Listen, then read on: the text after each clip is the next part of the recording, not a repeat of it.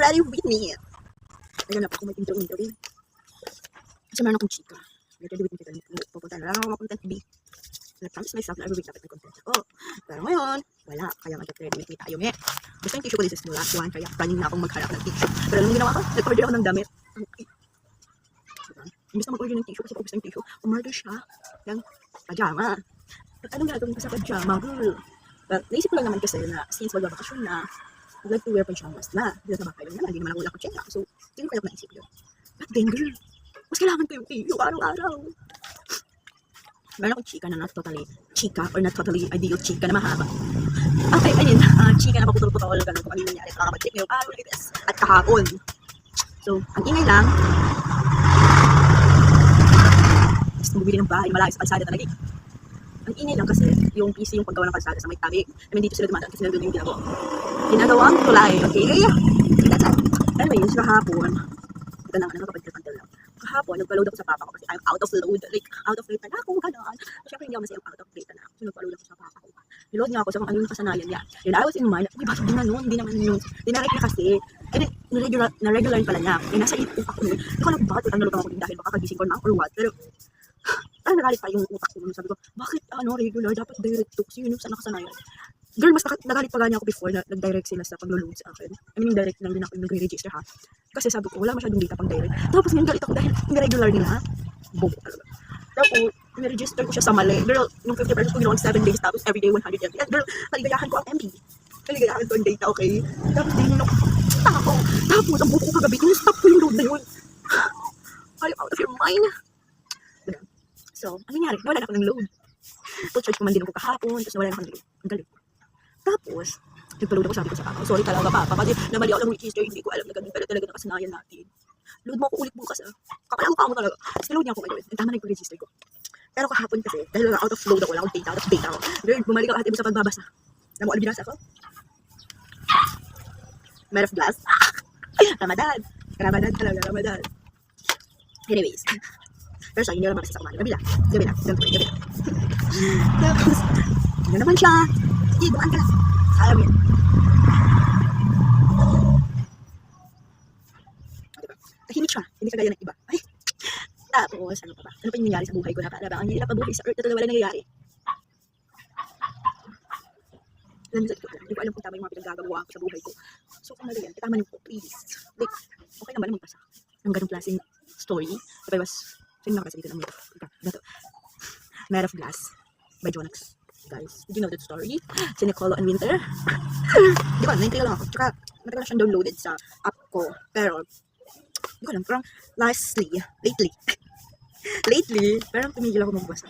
So, I don't know what is it. And what's happening. So, I don't really know.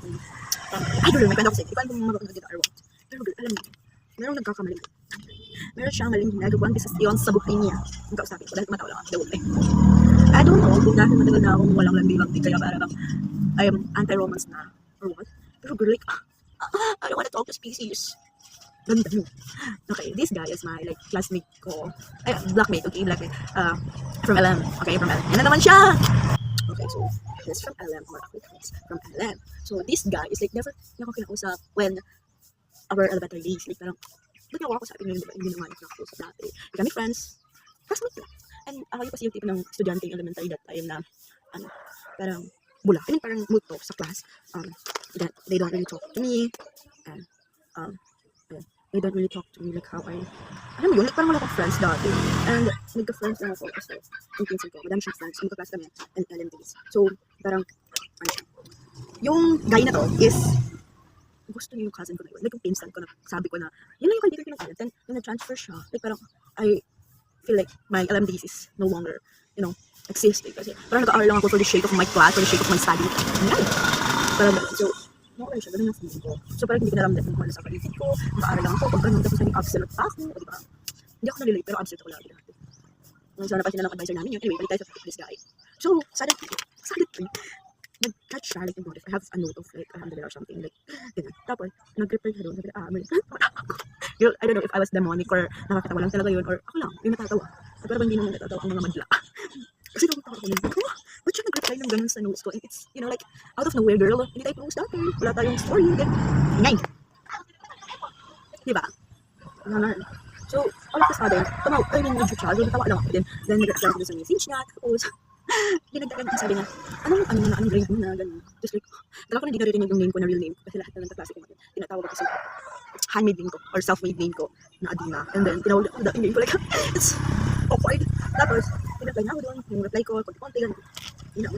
Kasi alam mo bakit parang hindi ako makapag, like, gumaan yung loob ko sa kanya. I feel like hindi ko alam kung ako lang, pero every time may nag-chat akin, like, meron akong talking stage, meron akong kausap, I feel like, pinapakita niyo yun sa, mga kasama niya, pinagtatawan nila, parang ganun, or siguro dahil yun yung ginagawa ko, kaya ko naiisip yung gano'n. Kasi tumatawa talaga ako, like, under romance lang ako, sorry, so, hindi ko alam ba't ako natatawa, but natatawa ka ako doon. So, feeling ko, kaya ako parang, yung naiisip na, every time may kumakausap sa akin, ganun yung tatawan niya, or like that. Kasi, ginagawa ko siya. But then, yun, so, pinilit ko pa rin, hindi yung loob ko sa kanila, kasi syempre, we're kapitahin namin nun. So, try my best to talk to him normally, like friends, gano'n. Tapos, yeah, mabot ka din. Kasi kahapon, napakita ko, but kasi, I make it clear that it doesn't have a meaning. Kasi, ayaw magpag-usap ng mga species talaga. Species, parang ano lang, species ng dagat lang, no? Okay. Kasi hindi ko alam kung bakit ayaw nyo, hindi pa gusto. Tawad na ako kapag-plastikan talaga. Gusto ko lang ako pamigil ng pagkita ako, ng plastic ko sa iyo, yung speedo, yun. Dahil ako balik ng tao, Diyos. And ngayon, bad trip ako kasi, brand out. Init-init, tapos burn-makeup ko. Kaya mo alam mo, kasi hindi siya, balik naman. Kasi kaya hindi ako parang sobrang kaanong loob ko sa kanya, kaya hindi nagiging kaanong loob ko sa kanya. Kasi his cousins are like my enemy. Like, hindi ko natin ito yung enemy, pero kasi nung elementary days namin, masyadong gusto mo mataas. So, parang, I don't want to cross the line with those people. Kaya, ito ko inis.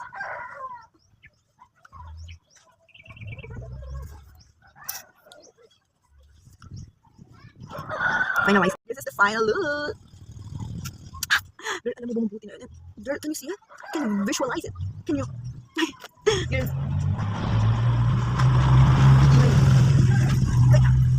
Can you see that?